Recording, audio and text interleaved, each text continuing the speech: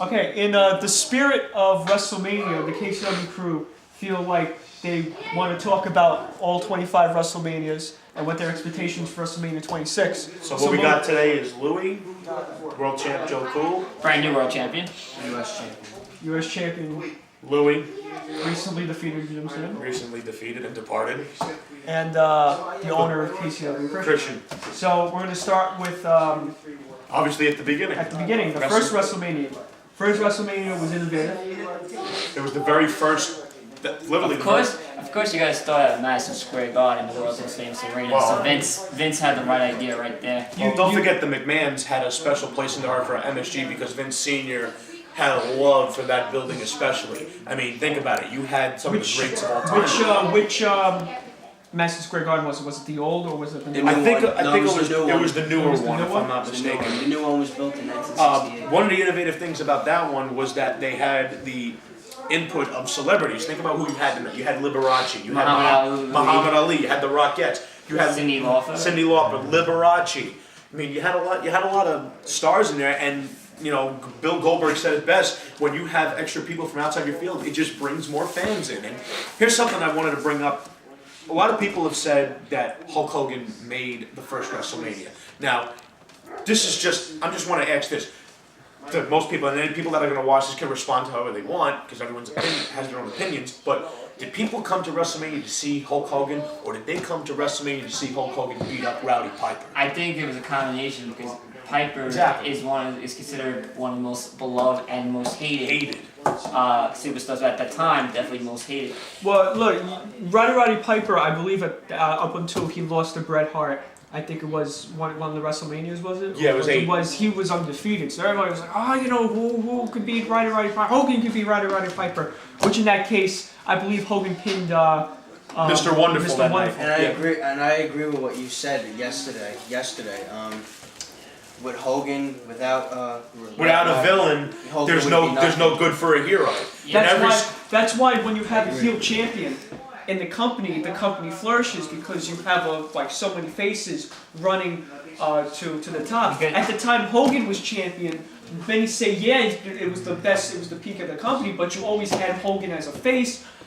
And the heel people were coming to beat him, but Hogan kept plowing people down. When Hogan won his first title, he beat the Iron Sheik, who was the most hated man in wrestling. And back then, he was Iranian. We were at war with Iran. But look what happened with WCW. They had Hogan turn heel, and they beat WWE 24 weeks in a row when he was a heel champion. Well, let's not get off topic. Our thing is WrestleMania. We got WrestleMania 1. Now, WrestleMania 2 was very innovative. A lot of people don't know this. But WrestleMania 2, three different places at the same time. Oh yeah, that was the WrestleMania with 3 different locations. But a lot of people don't know this. Starrcade 85 was the first place to have it in more than one place. They had it in 2 places, but WWE had it in 3. They had it in Los Angeles, which is where they had the cage match with King Kong Bundy and Hogan. They had the big battle royal, which we're going to talk about in a few minutes about Andre. The NFL players were involved with that one. Yes, exactly. And you had in Madison Square Garden, where Jake the Snake Roberts made his WWE debut as Jake the Snake. Now, one of the things I believe we have on our list for WrestleMania 2 is Andre the Giant, who I don't think anyone here can disagree that Andre, very deserving to be the very first inductee into the WWE Hall of Fame. He set the standard for big phenoms. For big men wrestling, Undertaker, he was Kane, the ninth? No.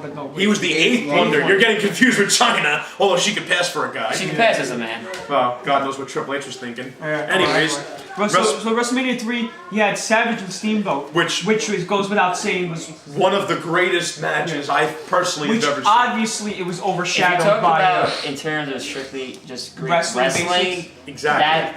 That's the highlight of WrestleMania 3. Obviously, that match was overshadowed by Andre and Hogan. Like Bret the Hitman Hart said it best on his DVD. He said Andre and Hogan were drawing the crowds. There's no doubt about that. But they certainly were not having the best matches. And I have a lot of people at my job and people that I'm around that say that all that matters is the money. I think any of us that love wrestling and love it know that that's not all that matters. If you look back on the hype video for Steamboat and Savage, that was a good build-up. That was a huge personal storyline. Because of the throat crushing on the railing, if I'm not mistaken. Yeah. But you have to remember, Savage and Steamboat were both technically sound. Andre and Hulk Hogan were not technically sound at all. Hogan, don't get me wrong, he had the charisma, he had the people behind him, and at one time Andre was the most beloved character that Vince had, which was one of the reasons that he loved him so much. But don't forget, it's not in this business. All that matters, in my opinion, this is what this business is all about. If you can go out there and you can make your opponent look so great that the fans are going to realize that you're great. You look at guys like Ric Flair, Tully Blanchard, Arn Anderson. They made a living making guys look good. Hogan didn't make anyone look good except for the Warrior. And what did he do? And what did he do with that opportunity? He threw it out the window. Now, WrestleMania 3, we mentioned Andre. The Slam heard around the world. Can any of you guys? Now, there's probably there was what we learned about recent years later was like, I don't think it was passing of the torch-esque kind of thing. That's what it But was. Andre was getting sick and he was going to leave wrestling, so the perfect way for the passing of the torch was for Hogan to defeat Slam, to defeat but in Andre. a big way. Hulk Hogan said in his WWE biography, or autobiography I should say, is that his back is forever messed up because of that Slam. Yeah.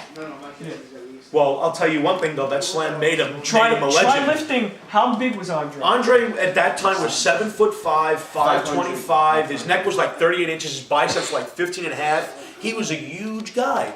You know, next to the Big Show and the Great Khali, I can't think of anyone. I'm not even going to mention Giant Gonzalez because he was worthless. I can't think of anyone that was as huge as Andre was. And you know something? You got to give Hogan credit.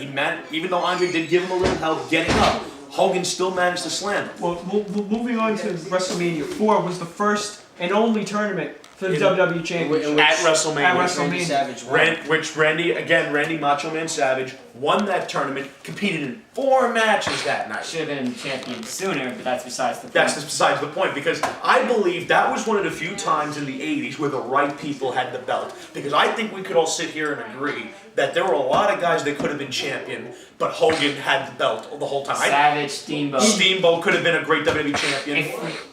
Ted DiBiase. Ted DiBiase would have been a great heel champion. Or Ravishing Rick Rude. Look, I got a storyline right now. He doesn't want to face opponents. He buys them off to lay down. That's what made him great, because he was the hated And I billionaire. think it's very fitting that last evening he was inducted into the Hall of Fame. That was long overdue. But getting back to the tournament, Savage, I don't care. Anyone in the WWE offices or Wrestlemania, I can say this right to his face, Savage deserves to be in the Hall of Fame. I don't know what his problem is. I don't know. I heard rumors about him having problems with Stephanie or whatever. We don't have to go there. We don't have to go there, but the point of the Hall of Fame is honoring people that made contributions to the business. Yeah! Put aside personal differences and give Savage the nod that he deserves. I mean, if he'll bring back Brett, who spit in his face on national television and punched him dead in the face, why would he not induct Randy Savage? Randy Savage, one of the greatest in-ring competitors to ever step foot in the business. No one could ever dispute that. What's the next question? WrestleMania 5, obviously. In 1989 was the year Hogan and Savage teamed up as the Mega Powers. The Mega Powers. The Mega It Powers. was 88-89. 88-89. They had a great run at SummerSlam and blah blah blah. The Mega Bucks and everything. But they imploded and resulted in a match at WrestleMania 5. Which many people that have seen that match said that Savage carried Hogan that entire match. I mean, don't get me wrong, Hogan. I'm not trying to put Hogan down with all these comments because Hogan did pay his dues. He broke his leg when he was training with Hiro Matsuda, and he came back. The first 5 seconds of the first workout, Matsuda broke his leg, and he said, "If you got any guts, come back and I'll train you." And Hogan did. But what I'm saying is that Hogan is overrated.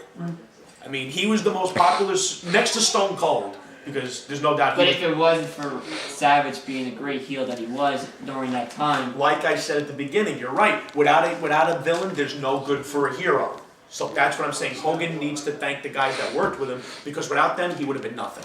True. Moving on. 6. WrestleMania 6. First WrestleMania in Canada. That was Worst big. main event probably ever. Ultimate Warrior. Ultimate Warrior. And Hulk Hogan. I've just recently watched that match, and I'll tell you something.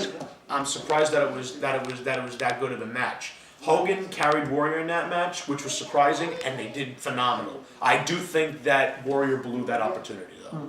But guys, we're going to take a break right now, and we're going to come back in 5 minutes. Stick around.